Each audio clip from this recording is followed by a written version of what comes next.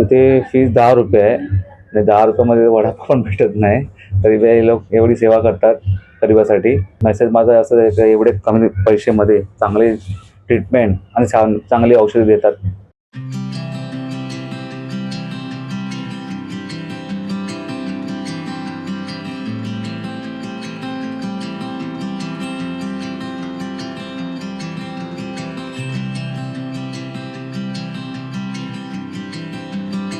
माझं नाव कपिल वगैरे आहे. मी समोर जनकल्याणमध्ये राहतो आणि ते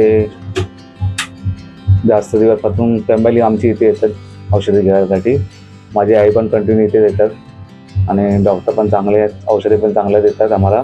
इथे फीस 10 रुपये आहे आणि 10 रुपयामध्ये वडापाव पण भेटत नाही. तरी हे लोक एवढी सेवा करतात गरिबासाठी आणि 10 रुपयामध्ये चांगली औषधी आणि चांगली ट्रीटमेंट पण देतात.